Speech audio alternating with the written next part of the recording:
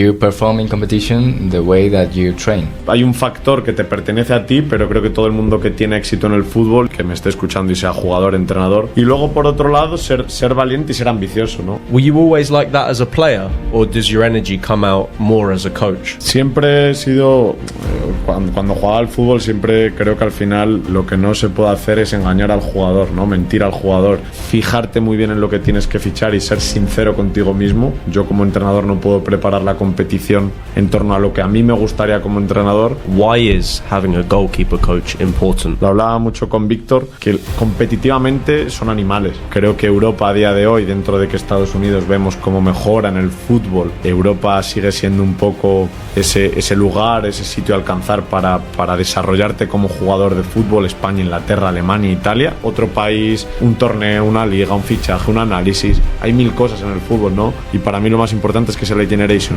llega a muchas de ellas y llega a mucho nivel.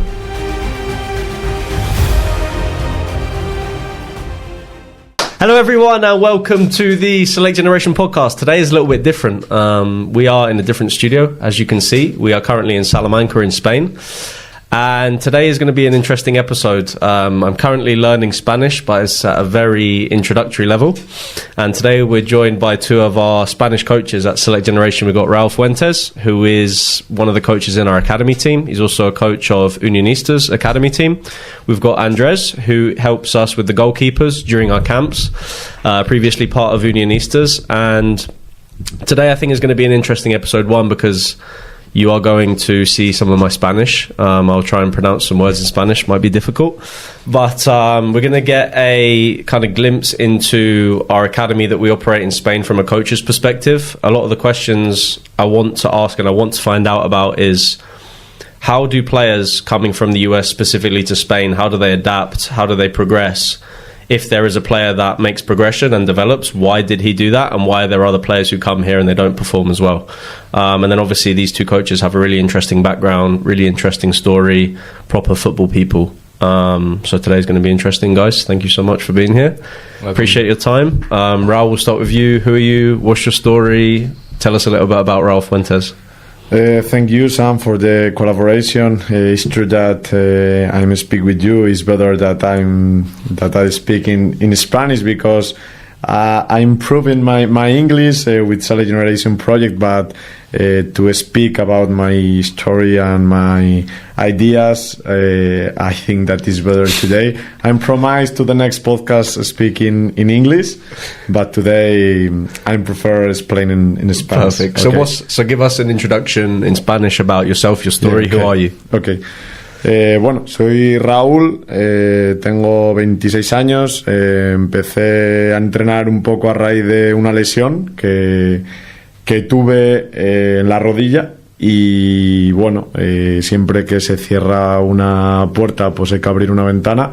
No sé cómo traducirás esto en inglés, pero vi que quería seguir dedicándome al fútbol, que me apasionaba el tema de la enseñanza. Empecé a estudiar Ciencias de la Actividad Física y el Deporte aquí en la Universidad de Salamanca y me empecé a formar como entrenador, entrenando a los chicos más pequeños que había en el club, en un club de aquí de Salamanca, muy humilde. A los 2 años de sacarme las titulaciones, las primeras, pues me llamó Unionistas de Salamanca para entrenar un equipo ya mayor de fútbol 11, de 12 años. Aquí en España hay 2 categorías, no sé en Estados Unidos. Una primera categoría que es de fútbol 7, fútbol reducido, y una mayor que es fútbol 11, ya el campo real, dimensiones reales. Y bueno, fue un paso importante por la forma que tiene de trabajar Unionistas de Salamanca aquí en la ciudad y en el país, con una metodología más avanzada, más profesional. Y bueno, la verdad empecé a dar saltos. Yo creo que el fútbol es mucho estar en el lugar preciso y en el momento adecuado. Y bueno, pues lamentablemente en el fútbol ya sabemos que se dan muchas destituciones de entrenadores, que echan, que vuelan, que se van, que vienen. Y ahí tuve la oportunidad de coger el equipo sub-19 en Liga Nacional. Y bueno, pues he estado 3 años con ellos, con el desafío el primer año de mantener, salvar la categoría. Lo logramos, y los 2 siguientes de lograr el ascenso a la categoría más alta de aquí del fútbol juvenil en España. Y bueno, y finalmente este año pues lo hemos logrado, hemos subido a División de Honor y ahí estamos, a ver qué tal se da.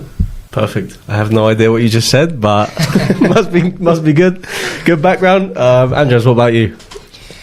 Well, my story is a bit different. I was training in Galicia. I'm from Galicia, and when I came to Salamanca, I was already a coach for 2 years, but in simple teams there, no high-level competition, nothing like that. And when I arrived to Salamanca, the team which give me the opportunity to coach here in Salamanca is Unionistas, so I started in Salamanca as a coach in the best academy of Salamanca, so that's a great opportunity for me.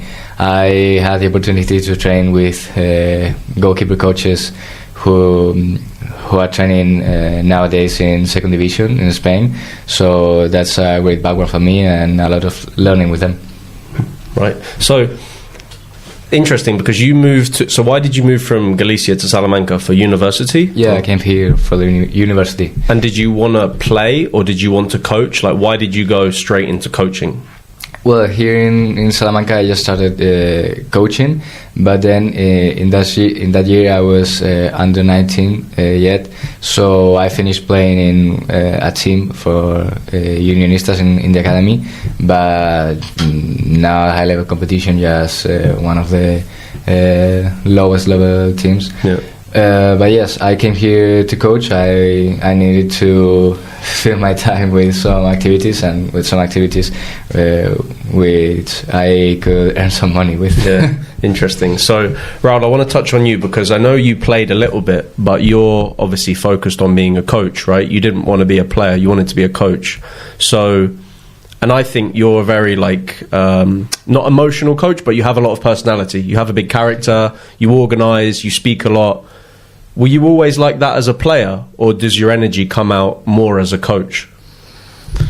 Siempre he sido, cuando jugaba al fútbol, siempre creo que al final lo que no se puede hacer es engañar al jugador, ¿no? Mentir al jugador.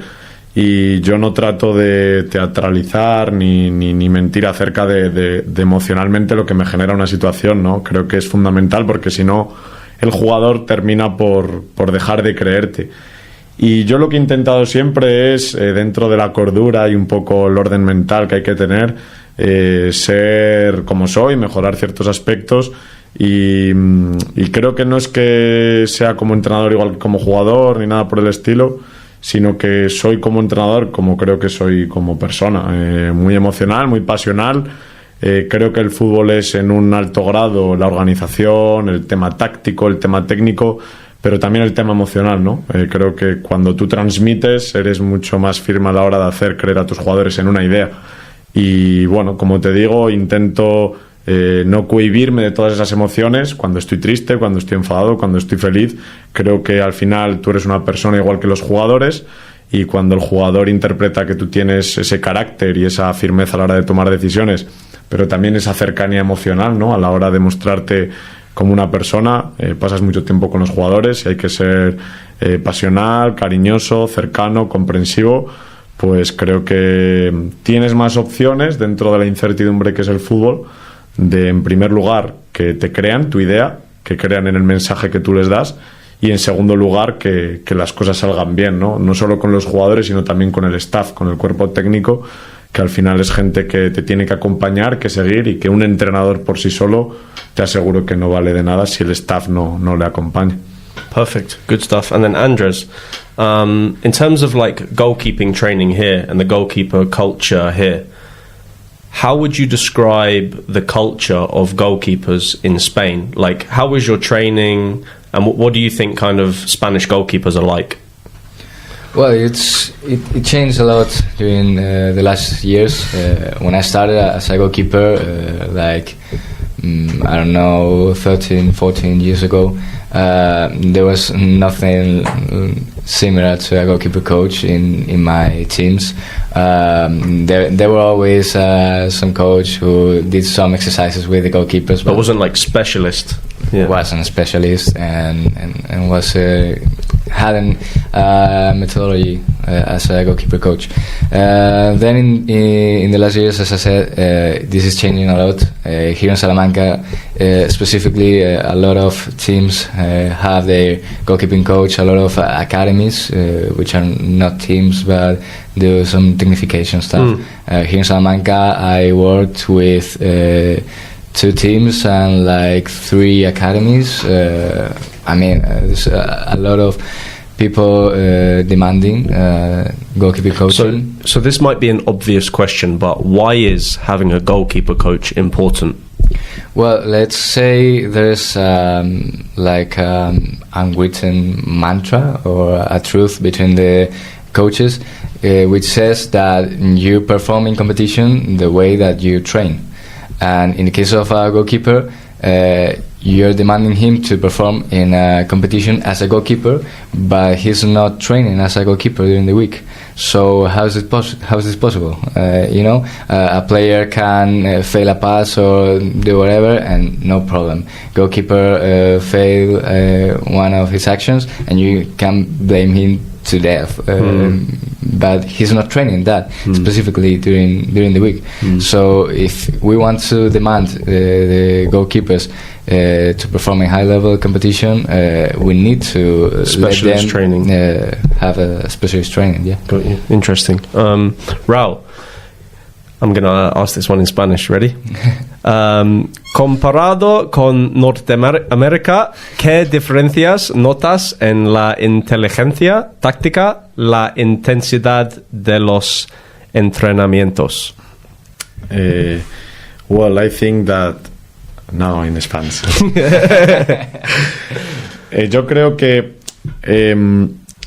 la mayor diferencia que veo es difícil de decir, porque veo diferencias en algunas. El jugador norteamericano de Canadá, de Estados Unidos, viene con aspectos que a jugadores españoles les vendría muy bien tener, como es el compromiso, la actitud, el esfuerzo, la disciplina, que creo que esto a nivel cultural, creo que no es algo del fútbol, ¿no? Seguramente en todos los deportes ocurra.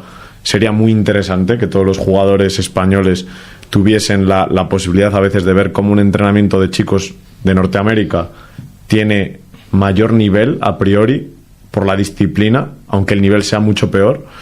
Pero luego, por otro lado, creo que hay un aspecto cultural a nivel futbolístico que es difícil de explicar, ¿no? En el sentido de que los chicos que vienen de Estados Unidos condicionalmente son buenos, son rápidos, son fuertes, son disciplinados, pero luego creo que hay una esencia deportiva en el jugador español y europeo que por un tema cultural, después de llevar ya años con Select Generation, me cuesta explicar, pero que mi argumento va ahí, ¿no? Que el jugador español se ha criado en la calle, ha respirado fútbol, ve fútbol en la tele, ha ido al estadio con su padre desde pequeño, ha hecho tantas cosas en torno al fútbol que el ojo, el pie, la cabeza, el corazón está constantemente pensando, viviendo, queriendo mejorar en torno al fútbol, ¿no? Y no lo ve como un ámbito de disciplina, sino como un ámbito de disfrute, de amigos, de desde pequeño relacionar su infancia, su adolescencia, su juventud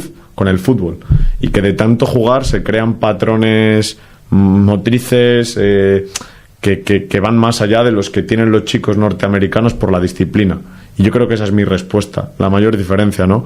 El chico norteamericano viene con una disciplina abismal, pero tiene que jugar mucho para llegar a tener la destreza que el jugador español, sin tener tanta disciplina, que también los hay, ha jugado tanto y ha vivido tanto y ha tenido que repetir tantas situaciones de pase, de control, de tiro, de parada, de pase en largo, de pase en corto, que aunque no haya tanta disciplina, si uno lo ha hecho 10.000 veces el pase y el otro 2.000, al final ha vivenciado mucho. Y al final, como todo en la vida, cuanto más vives, más preparado estás, más experiencia tienes y mejor respondes de nuevo ante las nuevas situaciones que se te crean, ¿no? Pues en el fútbol es así. Has repetido tanto que está mejor preparado, aun con menos disciplina, para enfrentarse a contextos más competitivos y más difíciles. Got you. And Andrés, would you agree with that? Would you disagree? What do you think? Yeah, I totally agree with that, and you'll discover why when you watch Raúl with subtitles. Yeah, it's the key in goalkeeper coaching. or in goalkeeping training, you know, the key is there, the repetition. You can't learn how to do something but not doing it. So when you are in a competition situation under all that environment of the competition, you can stop the play and think which step I have to do. No, that has to go in practice. Yeah, with practice in very few moments. So you have to train a lot, to repeat a lot the same situations or similar situations to be able to perform that way in competition, in short plays, in fast plays. The game is too fast, so you have to incorporate that. Got you. Interesting. Good. Raúl, I wanted to talk about the last season you had with Unionistas. You just did a really amazing promotion. For people listening to this that don't really understand your team, the promotion, they don't understand the story, can you explain simply what happened last season and what is going to happen next season, the story? Ok, la temporada pasada nosotros jugábamos en la segunda división más alta del fútbol juvenil español. Depende de la ciudad en la que tú estés, hay 3 o 4 divisiones, cuarta de la provincia. En Salamanca, por ejemplo, cuarta de Salamanca, tercera de Salamanca, segunda de Salamanca, primera de Salamanca, y luego pasas a una dimensión mayor a nivel geográfico, que suele ser regional, primera nacional y división de honor, que sería la más alta, en las cuales pues se distribuye el mapa en diferentes grupos y tienes por un lado Valencia, Cataluña y Aragón, y están Barcelona, Valencia, Villarreal. Por otro grupo, Madrid, Castilla y León y Extremadura, que es donde nosotros hemos promocionado, hemos ascendido. Entonces este año era el nivel más alto en Castilla y León, que es la región en la que Salamanca se encuentra aquí en España, y el año que viene jugaremos contra las canteras más potentes de Madrid, Extremadura y Castilla y León. Entonces es verdad que nuestro grupo es muy interesante, es muy atractivo porque tenemos la gran suerte de que como está así distribuido, pues jugamos contra Real Madrid, Atlético de Madrid, Getafe, Leganés, Rayo Vallecano, Burgos, Valladolid, el tercer equipo, la cantera más directa de clubes que se encuentran en primera y en segunda división, y bueno, y animales como el Madrid o el Atlético de Madrid, ¿no? Entonces, bueno, la última temporada nosotros competimos aquí, es verdad que Select Generation y Unionistas, pues han venido trabajando de manera ciertamente conjunta. Unionistas de Salamanca es un club muy humilde de aquí de España, se encuentra en la tercera división profesional, primera, segunda y en primera federación, tercera división de España se encuentra Unionistas. Pero bueno, es humilde, es muy nuevo el club, se fundó porque un club de aquí de Salamanca desapareció, la Unión Deportiva Salamanca, y como homenaje se creó este club y lleva solo 10 años existiendo, ¿no? Entonces, claro, han tenido, por ejemplo, en mi categoría que ascender en 10 años 6 divisiones. Es muy difícil lo que se ha logrado porque los recursos son mínimos, ningún jugador cobra, el staff tiene que tener otro trabajo para poder vivir. Y es verdad que jugamos contra canteras este año ya, que el staff cobra, que los chicos tienen cláusulas y hay que pagar si quieres sacarlos. Y para nosotros es difícil, pero bueno, y tratamos de ser muy profesionales, de optimizar al máximo los recursos que podemos tener aquí en la ciudad y en el club. Y bueno, y el ascenso es algo muy, muy importante. El año que viene, pues Unionistas Real Madrid, Unionistas Atlético de Madrid.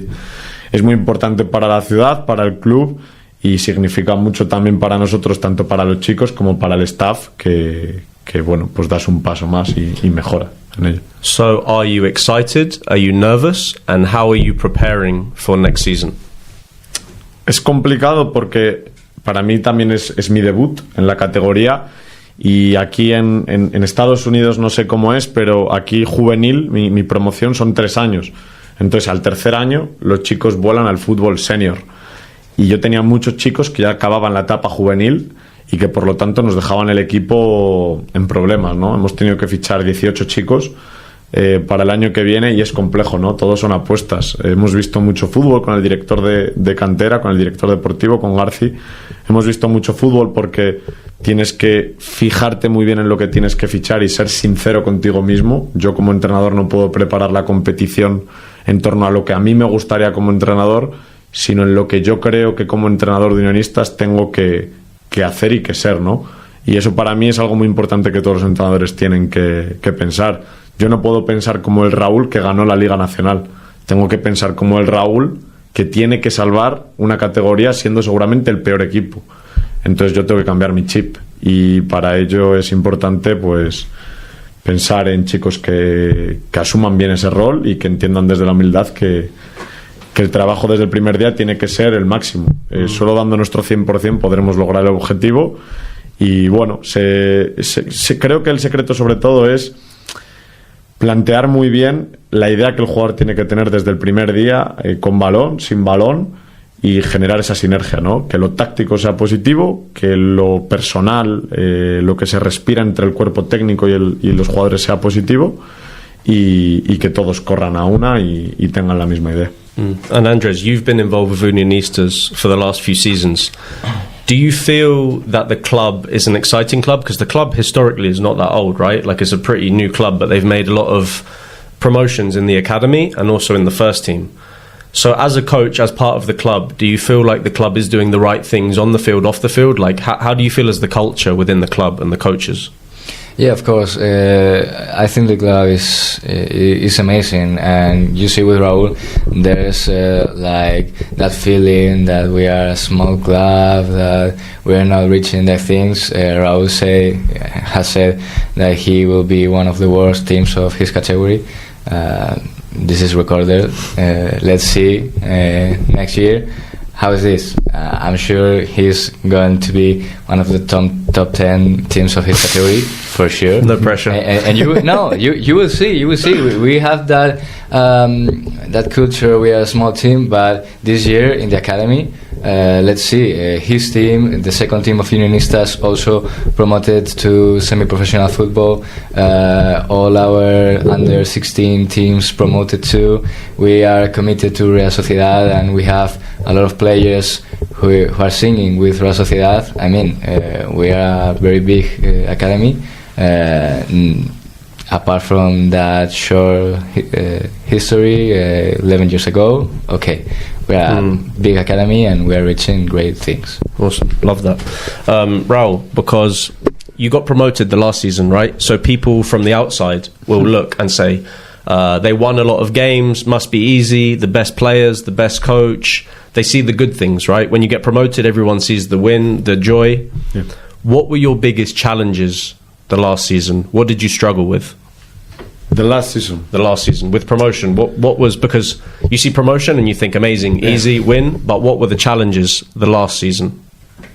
La última temporada, sobre todo, un factor que no puedes controlar, como son las lesiones. Tuvimos 5 jugadores que rompieron el ligamento cruzado anterior, 5 roturas de rodilla, teníamos 18 fichas, pues acabamos las últimas 10 jornadas con un grueso de 13 jugadores únicamente, y las ayudas de jugadores de la academia. Debutaron 3 cadetes, chicos de 14, 15 años, debutaron 6, 7 jugadores del juvenil B, y la cantera, la academia fue muy importante para lograrlo. No fuimos a fichar fuera porque no podíamos en invierno, esto no es como el fútbol profesional, teníamos que ir a la cantera, y por ejemplo el máximo goleador era un chico que empezó jugando en el juvenil B. Jugó 10 partidos en Juvenil B y acabó con el Juvenil A, con mi equipo, y acabó siendo el máximo goleador del equipo, ¿no? 16 goles en 18 partidos. Eso es lo que dice Andrés, ¿no? Habla muy bien de la academia y que está preparada para dar saltos continuamente. Pero si te soy sincero, el mayor desafío es sentir que nunca puedes fallar. Solo subía uno, no había playoff, no había 2 ascensos, había un ascenso que era para el que ganaba la liga. Y la sensación de que habías ganado 8 partidos seguidos y un empate generaba una noche de no dormir, de decir qué tengo que hacer, pues es duro, porque bueno, depositas mucha esperanza en el proyecto y sientes que el fallo mínimo tira por tierra todo el año, ¿no? Y finalmente empatamos a puntos con el segundo, 72 puntos cada uno, y ganamos la liga por el golaveras directo.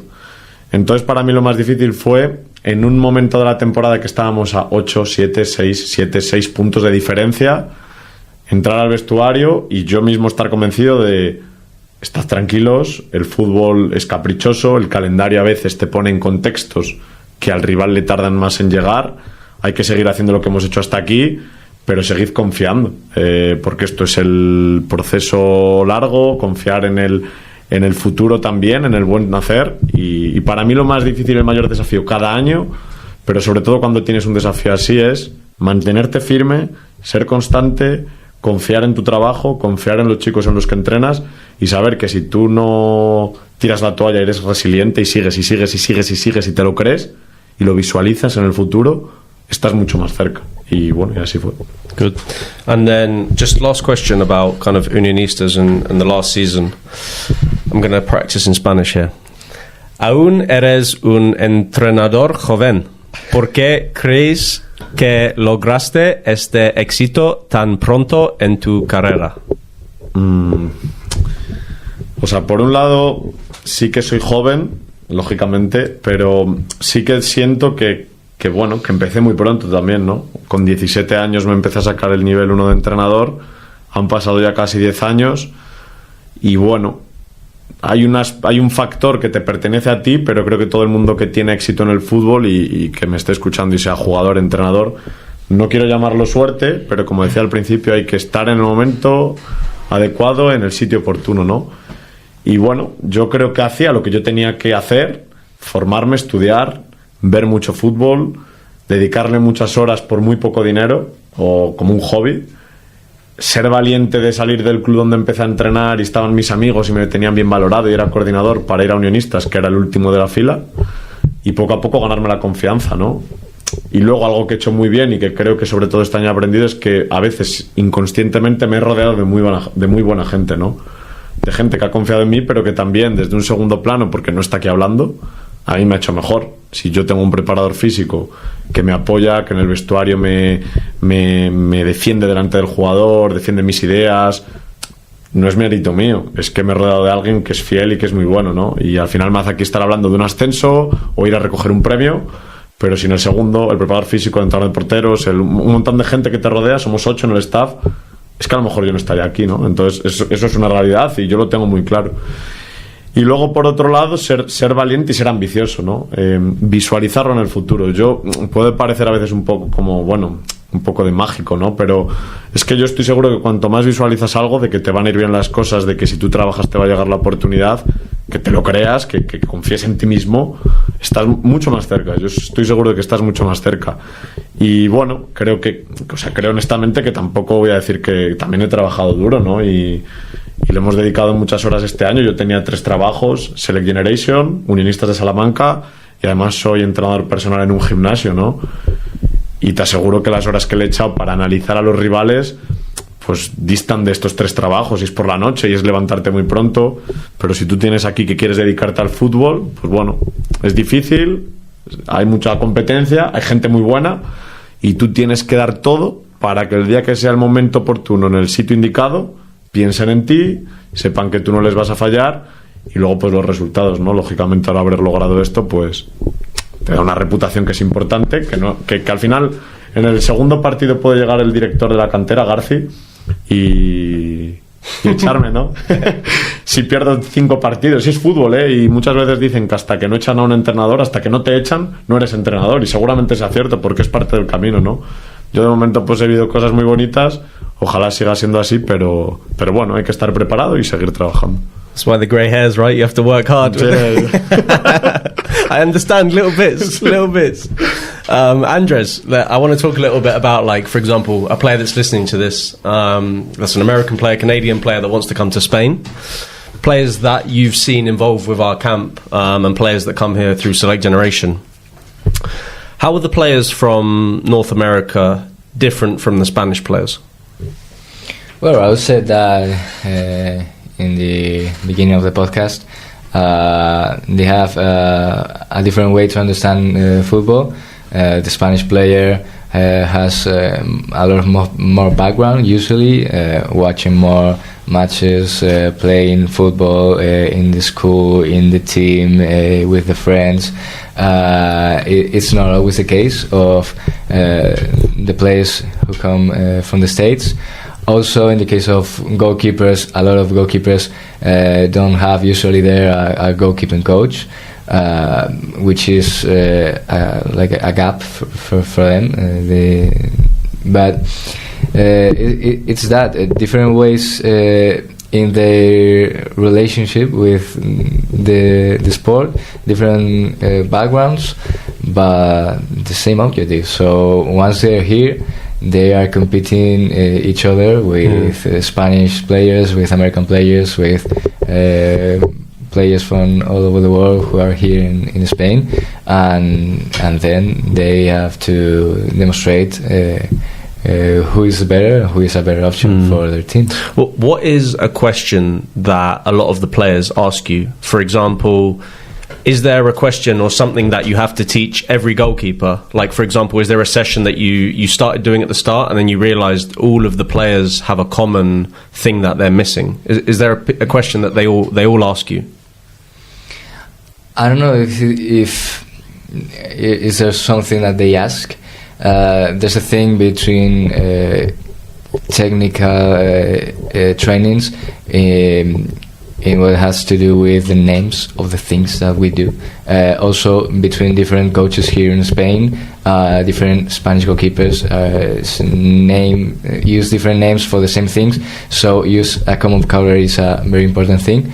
In some clubs, in high level competition here, we know, so because we are committed with Real Sociedad, and we know there are some teams that have their vocabulary list to different things, so everybody talks about the same always. And here with goalkeepers, a lot of times is about give a meaning to something that they do, that they don't know exactly why, but they see that in other goalkeepers or something. But for example, for the select generation goalkeepers, they come to the camp.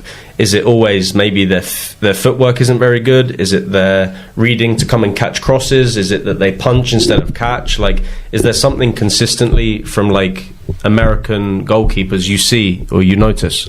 Yeah, the catching. They are not used to catch a lot of balls, a lot of clearance, a lot of punch, and that makes your goalkeeper worse, because if you're receiving second chances, if you're receiving corners instead of catch the ball and start an attack, you're receiving more shots during the match and you're receiving more goals. So that's the main thing. That's one thing I usually see in a lot of goalkeepers. But for example, the footwork, which is usually something goalkeepers are not used to practice or to be good at. I mean, in this camp we had Austin Lowy. He had a very good footwork, and he made his teams better because they had an extra player. Yeah, an extra player. Yeah, that's it. So that's not a main thing, but I think in catching balls, in positioning, and in their movements in the goal, to be able to separate when you have to run forward, backward with a cross-step movement, and these things, and they are not used to separate all that things. Interesting. Good. Raúl, I know obviously you are very big into your tactics and you love building teams tactically to play offensively, defensively, pressure, low block. What do you notice tactically about the select generation players compared to Spanish players? Para mí, sobre todo, el jugador que viene de Estados Unidos tiene que entender, y lo digo entendiendo un poco la diferencia, como decíamos antes, cultural, que por mucho que ellos quieran mejorar desde lo individual, forman parte de un bloque, ¿no? Y a veces siento que me resulta complicado hacerles entender que la función que ellos tienen en el campo no es por ellos, sino que forman parte de un bloque, de un todo, que a veces les cuesta entender, ¿no? Y esa es la mayor diferencia, ¿no? Es verdad que el jugador español España a lo largo de los últimos años, y creo que Europa ha experimentado un cambio muy grande en torno a la forma de entrenar, ¿no? Es verdad que ahora vemos desde edades muy tempranas, benjamines, prebenjamines, 6, 7, 8 años, que todos los entrenamientos están condicionados, 3 carriles, juega dentro, juega afuera, y que yo lógicamente, a lo mejor no tan pequeños, son cosas que hago, ¿no? Lógicamente. Pero como que siento que el jugador español ya viene desde los 5 o 6 años adaptado a una forma de entrenar muy organizada como grupo. Por un lado, ese juego de la calle, ese sentir que han respirado mucho fútbol, pero llevan entrenando de forma condicionada a lo táctico mucho tiempo. Y sin embargo no llegan chicos a Select Generation de 18, 19, 20 años que nunca han visto el fútbol desde un punto de vista tan colectivo, que no entienden por qué su trayectoria, por ejemplo, va a afectar a que el jugador que está dentro presione de forma más sencilla. Ellos solo ven que su trayectoria... No, y es que tu trayectoria ocasiona algo, ¿no? Pues ese es un ejemplo muy escueto, muy sencillo, pero que ellos no tienen la capacidad de ver que lo que yo hago colectivamente genera algo en el que tengo a la espalda, a la derecha, a la izquierda, adelante. Y esa para mí es la mayor complejidad, ¿no? Este año lo hemos visto en el club, en Select Generation, lo hablaba mucho con Víctor, que competitivamente son animales. Tú en un entrenamiento les pones un 5 para 5 y parece que se están jugando la Champions League. Pero cuando haces una tarea condicionada, creo que el jugador americano, si tuviese que dar un consejo, debe venir más predispuesto a entender que si quieren progresar en el mundo del fútbol, van a tener que ser buenos individualmente, pero muy ordenados dentro de un colectivo, porque cada vez el fútbol se entiende más así, ¿no? Ayer Chelsea contra PSG es una batalla constante de quién falla en un movimiento colectivo, que luego acaba desencadenando en que Palmer es muy bueno y hace 2 acciones individuales, pero todo eso ya no se ocasiona desde el que el central es bueno, el mediocentro es bueno y el delantero es bueno. Al de arriba le tienen que llegar buenas situaciones, pero porque los de detrás entienden que o están muy organizados como colectivo, o a día de hoy en el fútbol yo te diría que cada día está más estudiado, se ven más partidos y es muy difícil. Y hay que estar muy organizado con balón y sin balón. Entonces yo le diría a eso, jugador norteamericano, que venga predispuesto a ser el mismo, pero dentro de un orden grande que se le va a exigir en el fútbol europeo. Good. Andrés, in terms of going professional, right? Going professional in Spain, no matter if you're an international player coming to Spain, if you're a Spanish player, what separates the professional players from the academy players? Like a player going from U19 to first team, what are they doing, or what do they have that the other players don't have? What makes a player professional? Very difficult question. There's a lot of background, a lot of work, a lot of gym, a lot of time spent trying to understand the game better. In the case of the position like goalkeepers, which has specifically physical conditions that the teams are looking for, the height is very important. The what? The height, the tall. Oh, the height. The height. Yeah, it's different word. Sorry. The height is very important. The physical profile. Yeah, physical profile is very important. We know some professional teams are, before singing players with 12, 13 years old, they are doing medical tests to them to know their complexion and how in the future, how are they going to be in the future. And that's an eliminatory thing. So that's also a factor, not just in goalkeeping position, maybe a bit more, but every part of the game has its specific requirements. Thank you. But I think the most important thing is what Raúl said, to be prepared when the opportunity comes, to have a great physical condition, to have a great understanding of the game, to have a lot of work, and to have a lot of background trying to be a better player, responding to the coaching. Be coachable. Yeah. Very good word, be coachable, yeah. I think it's so important. Raúl, obviously you are a coach of the Unionistas Academy, and let's say that the first team manager says, hey Raúl, I need a player for this weekend, a goalkeeper, a striker, a winger.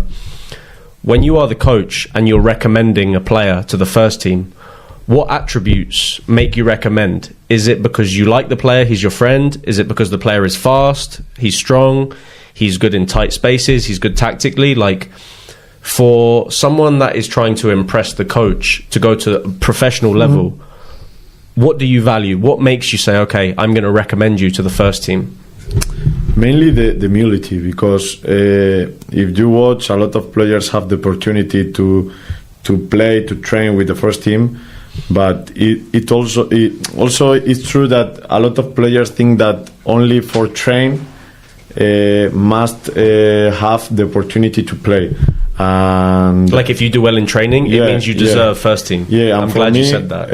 If I say only one thing for me is that this player have to be ready if the coach asks him, you have to play in the right back. Oh, coach, I'm a striker. Okay, Raúl, the next day that other player come to the train. Yeah. Because you have one opportunity, you have to run, you have to close your mouth. You have to make all the things that the staff in the first team say you, because you have one opportunity, and maybe the coach, the second coach, says, oh, this guy have a good attitude.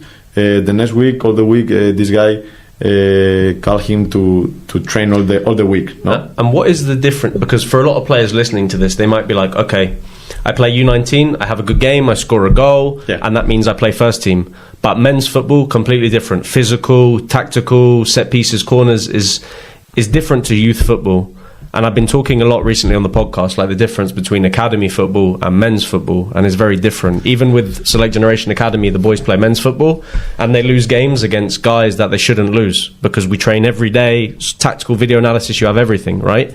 But you play men's football and it's different. How is academy football different to first team men's football? Definitely the speed. I'm going to speak in Spanish. La velocidad del juego, el tiempo que tú tienes de pensar, es cierto que viene acompañado de mucho músculo, de mucha dureza, de mucha información, de mucho videoanálisis, pero yo que llevo 3 años constantemente, no sé quién, suba a entrenar, Stefan, suba a entrenar, Hugo, suba a entrenar, ¿qué tal ha ido? No tienes tiempo para pensar. Al final es gente que juega a un nivel, a una velocidad en la cual tú, el gesto técnico puede ser muy bueno, pero tiene que acompañarte mucho la cabeza, a los pies, para que todo lo que haces en tu academia en 10 segundos, en 5 segundos, en el fútbol profesional lo hagas en 2. Y a lo mejor tú técnicamente eres bueno dando el pase, pero lo que te hace mejorar mucho es, a nivel competitivo, el poco tiempo que tienes para resolver todas las situaciones que el fútbol profesional te presenta. Es decir, en una presión alta en una academia, el central recibe y puede levantar la cabeza 2 veces antes de pasar al lateral. Y seguramente en el fútbol profesional no tengas ni una vez. Has tenido que levantar la cabeza antes para ver a qué pierna tienes que jugar al lateral en función de cómo está presionando el rival. Entonces eso todo te lo va haciendo la competición, y estoy seguro, y yo lo veo, chicos que cuando han subido no han dado el nivel esperado, y que de entrenar, lo que decíamos antes, de sumar experiencias, de sumar entrenamientos, de sumar todas estas vivencias, acaban teniendo técnicamente y emocionalmente lo suficiente para ir desarrollándose en ese ámbito, ¿no? Pero yo, sobre todo a los jugadores que vienen de fuera, yo prefiero ser honesto con ellos, ¿no? Yo no quiero engañar a la gente y hay que tener mucha paciencia. Yo sé, y hemos visto este año en Select Generation, jugadores que han venido de sus clubes destacando mucho, y yo les veo potencial para intentar seguir sumando experiencias, no sé si aquí, en universidades, en college, y es interesante, ¿no? Porque yo he visto el desarrollo que ellos han tenido, pero deben tener los pies en el suelo, y creo que de esa forma estarán más cerca de poder vivenciar cosas interesantes, ¿no? Por ejemplo, Thiago, hablábamos antes de hacer el podcast, ¿no? Thiago, pues un chico que vino, ha jugado en una categoría muy humilde, se le ha visto que ha desenvuelto y se ha desarrollado de forma sobrada en la categoría, y seguramente ahora, teniendo lo necesario para ser un portero de la categoría a la que ahora va, no esté preparado. Pero no está preparado porque sus condiciones sean malas, no está preparado porque no ha vivenciado. Pero a esa gente sí que hay que darle la confianza y el tiempo para que si vivencie, si experimente, si entrene, seguramente en un año volvamos a hacer otro podcast en inglés y digamos, el mismo ejemplo, Thiago tenía las condiciones las primeras 10 jornadas, no parecía portero de tercera división, y al final es uno más en la categoría, ¿no? Y eso es porque tiene las condiciones, pero hay que darle la oportunidad y que ellos tengan paciencia, que tengan los pies en la tierra, escuchen, se dejen aconsejar, coman muchas suplencias, banquillo, y poco a poco vayan mejorando. Perfect, good stuff. Andrés, for a player preparing to come to Spain, whether they're coming to the camp, the academy, whether they're going directly to a trial, what advice do you have for a player to be successful in Spain?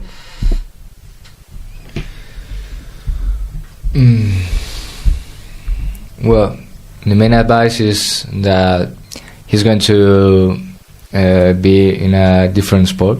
It's a different game, I think, and we see that in our players when they come and when they face teams or local teams.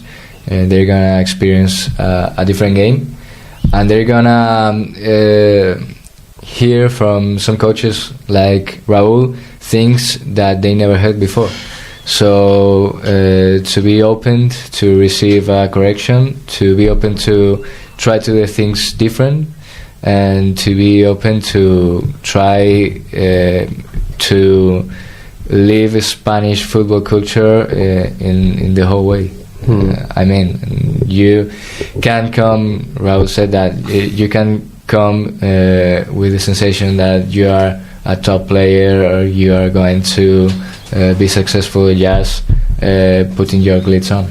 I mean, you have to work, you have to listen to your coaches, you have to be able to identify the difference between the game that you're used to and the game that you're going to experience in Spanish. Perfect, in good. Spain. And I've got one more question for both of you, Raúl. Do you believe in the Select Generation project? And if so, why? And if not, why not? It's difficult for me explain to my friends or my family or the other environment in Unionistas Select Generation like project. What because you've seen us from 3 years ago, the first ever camp, to now. Yeah, I'm start the project with Victor, with you, with a few players. Now for me it's a honor to be in here, to be a coach in the camps, to be the methodology director in a new project that we have in here in Salamanca, because I never think that Select Generation arrives to these metas, to this level. Yeah, to this level, and it's incredible, because now I'm sure that this is only the start. That this project will have a very important things for the football. I think in Salamanca, in other cities that you know that you have the project. And also in USA, because I spoke with Victor yesterday that I watched 200 players probably in Salamanca in 3 years, and it's incredible, no? Because I watch players that arrive without ideas, tacticals, the third man that you make the joke with me, and other things, the positional defense, the counter-attack organized, all the situations to defend the area, to attack the area. The player says me, no, I never trained this in my academy, in my team, and it's incredible, ¿no? Y ahora, para decirlo bien en español, sí que sobre todo creo que Select Generation va a tener futuro en torno a que, para mí, da cabida a algo que ahora mismo sobre todo entiendo por el bagaje que tengo aquí ya en la compañía, que es la demanda que tienen los chicos de Estados Unidos por mejorar y por aprender, ¿no? Creo que Europa a día de hoy, dentro de que Estados Unidos vemos cómo mejora en el fútbol, Europa sigue siendo un poco ese lugar, ese sitio a alcanzar para desarrollarte como jugador de fútbol. España, Inglaterra, Alemania, Italia. Creo que España, además, pues en estos últimos años, con todo lo que ha ocurrido en la Liga, con la selección, se convierte en un sitio idílico. Todos los entrenadores están formados, todos los staffs tienen una profesionalidad increíble, entrenadores de porteros con su titulación, preparadores físicos, fisioterapeutas. Pero sobre todo creo que Select Generation va a seguir dando cabida a todos esos chicos que seguramente quieran vivir la experiencia en primer momento. Seguramente de los 200 chicos, uno tendrá la oportunidad un año de ganar dinero del fútbol. Pero para 199 creo que será una experiencia que quede en su cabeza, en su corazón, de gente que conoció, de cosas que aprendió, de países en los que vivió, que va más allá del fútbol. Entonces para mí ese es un punto muy importante. ¿Qué significa como experiencia vital? En segundo lugar, ¿qué significa como experiencia deportiva? Si te gusta el fútbol, los chicos del año pasado, ¿no? Todavía pues hablo con Abraham, con Richards, con Noah, con Johannes. Va más allá de lo vital y va más allá de si llegué o no llegué a ser profesional, ¿no? ¿Qué significó para mí que amo el fútbol y estuve un año sintiéndome profesional? Mi GPS, mi videoanálisis, y da igual la categoría, ¿no? Eso va en el esfuerzo que quiera poner cada uno.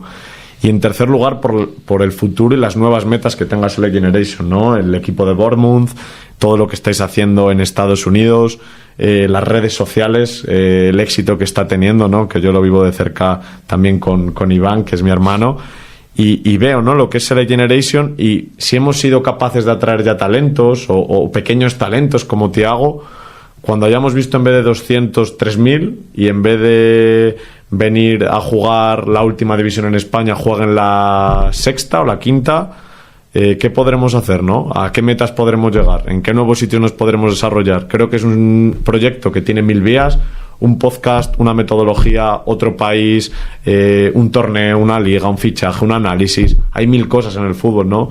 Y para mí lo más importante es que Select Generation llega a muchas de ellas y llega a mucho nivel.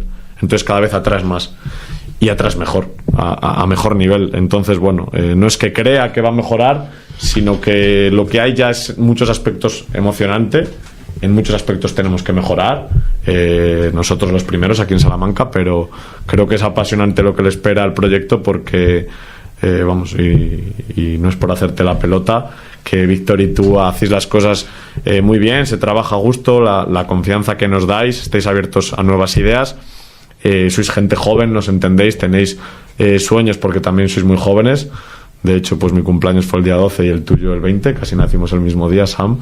Y como gente joven, pues creo que tendremos metas muy grandes. Yeah, I don't really know what you said, but it's very no, but I want to say it's very like humbling for me to hear someone talking about the project like that, because like at the start of the Select Generation to now, and to like, because we could have maybe had like one coach didn't work, 2 coaches, 3 coaches, but you've been here from the start, you know, and Andrés, I think you too, from the first camp, right? From the first camp. So it's like very humbling for me to hear someone talk about the project with the energy and the enthusiasm, you know, someone that has been successful with you guys in football, and to speak like that is like very humbling for me, and I really appreciate it. So like, thank you so much. I really appreciate it, Raúl. And then Andrés, for you too, like, for someone maybe that's listening to this, that's like, oh, Select Generation, they're only 3 years, because I get a lot of parents, they tell me, oh, like, have you been doing this for 10 years, 20 years?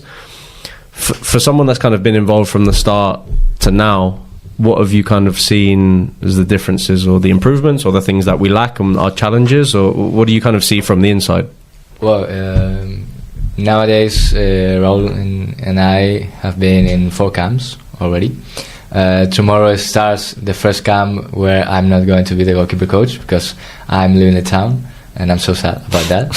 But you have another great goalkeeper coach. Raúl knows him very good, and I think there's a huge difference. The first year, the first camp we did here in Salamanca, the level was a good level, but there's a huge difference with these camps. I mean, the camp that we've been doing for the last 2 weeks, there were half of the players or even more with a very good level, between players who are playing in semi-professional football in the last game, which was amazing level.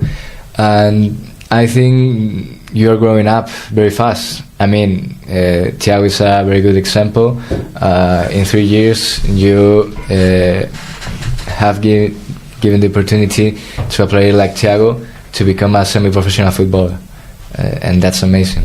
You're going to grow a lot. You're doing the things very well, Raúl said already, and I think there's going to be great things to achieve for Select Generation, because 3 years, not a lot of confidence, not a lot of background, but now you have some results that you can show very proudly about your work and your good work during these years. Perfect. Thank you, Andrés. Yeah, I think that I think one of the reasons why we've been growing fast is because of the coaches, though. And I'm not just saying that because you guys are here, but I think, like, Thiago is not going to sign for Unionistas and become a pro, semi-pro player if he doesn't have the environment, you know? Like, the environment is so important. Yeah. I can talk to however many coaches, however many agents, scouts, directors, but if he's not good enough, if he hasn't had the environment, it's impossible, you know?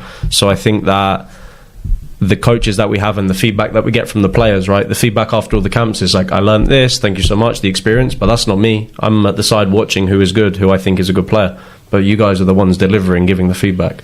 So I think part of the reason why we've been good so far is because of the environment and the coaches. So I want to say thank you to you guys. I know we don't have a lot of time, but if you guys have one question or maybe something for me. I have 3. Oh, okay.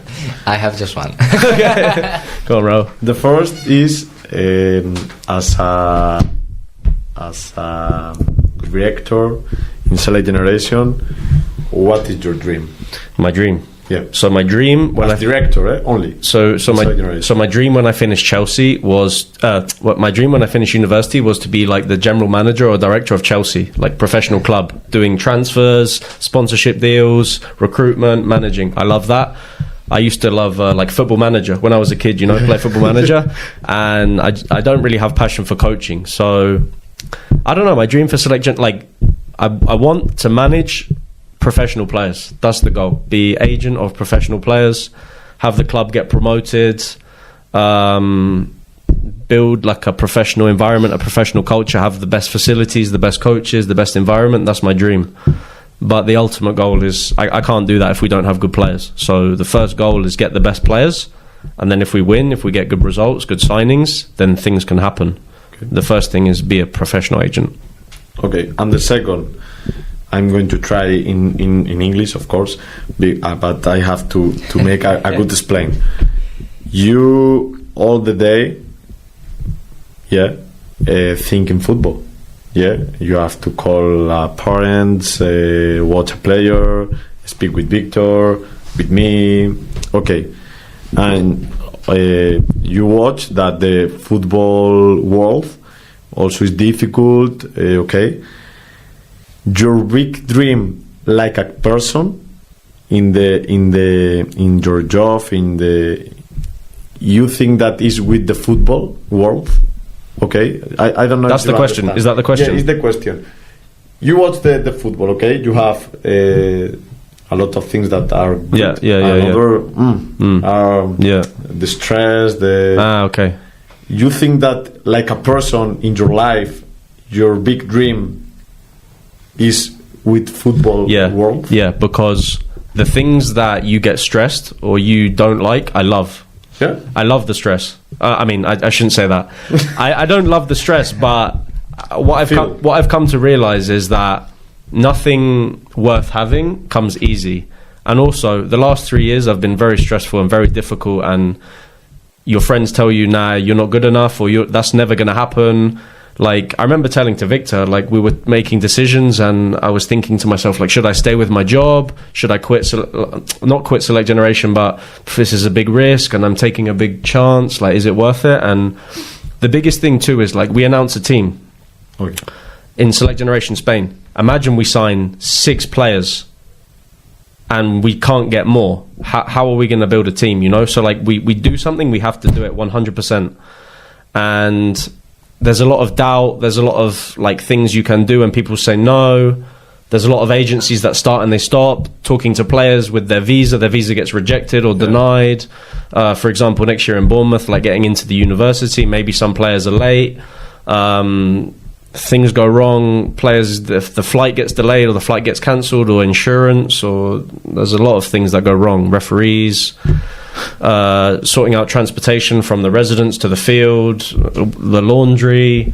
Like, people don't really think about all the stress, you know, and then parents are obviously difficult to deal with. You want to give a good, but not because it's their fault, you know, you're managing their kid. At the end of the day, you have to think, like, you're sending your kid to a different country. Of course, you're going to be stressed, you're going to have questions, so I think the most difficult thing, and me, I like to be perfect with everything. I like to make sure everything is good, on time, consistent, a good experience, because at the end of the day, the experience is what this is, you know. Select Generation is like, you're going to the academy to play, to develop, to get better as a footballer, but it's a physical thing.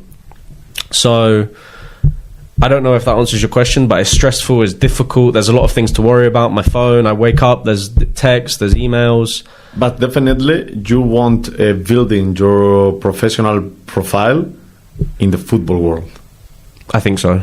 To your future. I think so. I love football. Far future. I don't know, because I love football, and I think that football has given me so many things, with meeting people, with creating a football club. I like football. I like being involved in football, and I can't really see myself not being involved in football. If I'm not watching a player, or if I'm not talking to a parent about a player, if I'm not talking about something, I'm involved. I want to go and watch a game, or I want to go and talk to my friend about football. So I don't know. I mean, Select Generation, we're a football club, but at the same time I get to speak to people about sponsorship deals, about brand deals, about collaborations, about events that we're going to do. But it's all tied to it's all because everything comes down to football in one place, you know. So I don't know. I mean, hopefully that answers your question, but the main thing is like all the stresses, or the annoying things, or the things you don't want to deal with. I like that because when it gets done, I can look back and say I did that, you know. Okay. And the third and the last. Okay. Victor is your brother in this project. What is the best thing that Victor has, okay, and your best thing, like directors, and your worst, and the Victor's worst? Okay, so like director. Okay, so I start with myself. I think my biggest strength is listening and understanding. I think that I'm very good at understanding what people want, what the player wants, what the parent wants, and trying to build that. Okay.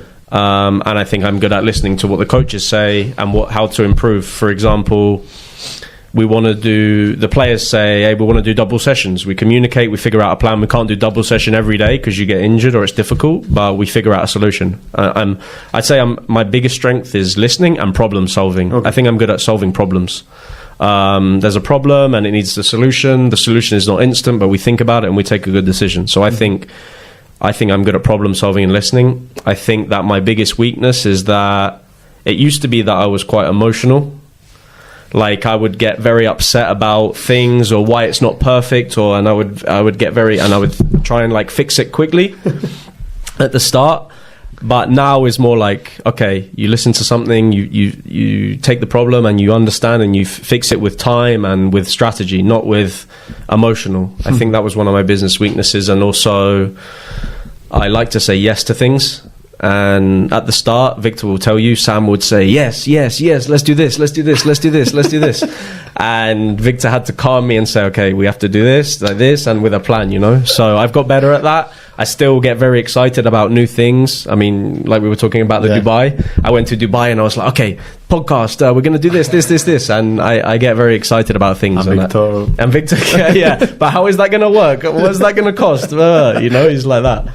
So, and that kind of leads to Victor's biggest strength. I think the biggest thing with Victor is that I trust him completely. Like, I know that if he says something, he is going to do it. 100% smooth, perfect. He is going to get it organized and set up. Like, if I say I have an idea and I want to do it, Victor is the one to implement and the one to organize, you know, like with the academy, with direct, like the coach with Garthy, figuring out the coaches and the residents and the food and the insurance. Like he is very organized, very clean, and he knows exactly. Yeah, Victor is very good, and I trust him completely with that. So that's what he is really good at. I know that if he says something, he's going to do it, and he's going to do it 100%. And Victor's biggest weakness, he is very stubborn. Very stubborn. You know what that is? Like you tell him something and it's not like, I can't convince him, you know, but I think it's a good idea. No. So, and that's for me, I'm like having all these ideas and he is very stubborn, which is a strength because he sticks to what he thinks and he doesn't change, but it's a weakness for me because I'm like, we need to do this. So he is very stubborn, but it is a good thing, I think. Good team. It is a good team, yeah. We complement each other, you know. Well, my question. Well, now I have two. Let's make two questions. Okay, the first one. Select Generation, you have a very different business in the States, promoting players to the next level and try to put in contact coaches with players. In Spain you have the camps, the academy, looking for new places to new academies, maybe looking for places for new camps. You have also things in London, you have a lot of things. What do you think is the most important for Select Generation? If there's a thing that you think is more important with you, what do you think you have to focus on more during the next years? I think that as we expand to new locations and as we do new things, we need to worry less about the future and more about the current, because before we announce the academy in Spain, before we announce the camp in Spain, the team in England, we have already got players, we have already got the infrastructure set up, and we have already got everything organised. So we know that they are going to have a good experience. And once we have organised good camps, a good academy, a good team, then we can start to think about the next thing. So I think for us, the most important thing is making sure that the services that we do, or the team that we create, or the experience that the players and the parents have is a good one. Because if we do too many things too quickly with not enough people, they're going to have a bad experience, and ultimately our goal of developing players is going to be affected. If we have too many players, not enough coaches, if we have too many teams that players don't feel the right attention, I think that's going to suffer. I think that our mission as a developing players is going to suffer. So as we look to do new things, as we look to invite players to our camps and our academy, I want to have the best academy in Spain, in the world. I want to have the best camp in Spain, in the world. And we are not going to do that unless we focus on that camp with the right infrastructure, with the right people. I remember the first camp was like Victor, Garcia a little bit, the coaches a little bit, but not so involved, you know? Like you the first camp, maybe you think of the session that day, or you plan something, or we didn't really understand maybe like the food and the residents, how it works. But now we've realised if we're going to have a good team, a good camp, we got to think about it first. We got to think about the right players, the right coaches, the right people. I don't know if that answers your question, but as we look to expand, we need to make sure that we're not looking too ahead in the future. Like, we have a really good academy in Spain. We're going to have a really good team in England next year. We have a really good camp, probably the best one in the world. But because of the people that go into that and the planning and the organisation, so we need to focus on what we're good at before we do new things. Yeah, very good answer. Thank you. The other one related to with goalkeepers and with American football culture. What do you think they are not used to have goalkeeper coaches in the staff? It's just a lack of budget? It's just a culture thing? What do you think? Because in the US, the academies are privately funded, so it's a budget thing. And if the club has to spend money on a goalkeeper coach, it takes money out of the club. So it's a money thing. And also because, like, coaches, they're just not just tactically like I feel like coaches in the US, they coach because they get paid. They don't coach because they love it, you know? Like in Spain, is if you want to earn a lot of money, you're not a football coach. Mm-hmm. You know, you do it because you love it. Whereas in the US is more like a business for the club, you know? So they take risks, or they don't really fill that position. But also just because America is like a young country and they don't do a lot of tactics, as you know. The practices is just playing, and if you had if I sent you to the US to do a goalkeeper coach, you would do the warm up, and then they would play. They wouldn't use you. So I think a lot of clubs, they have a goalkeeper coach, but it's like 1 day per week, and they don't really use it. So I think it's a money thing. But also just because the country is like young, is not mature. They haven't, like at the professional clubs, like the MLS academies, they have goalkeeper coaches and they think is important. But for the clubs at the lower end, because there's not enough goalkeeper coaches, because there's not enough players that have, because you got to think like in Spain, like the goalkeeper coaches, there's so many people playing and they don't go pro, so they become a coach. Whereas in America, there's not that many people playing, so you don't have that many people that want to be a coach too. So there's a lack of resources and financial, I think, in my opinion. Good. Guys, if you listen to the podcast, probably most people listening to this have been through a camp or to our academy.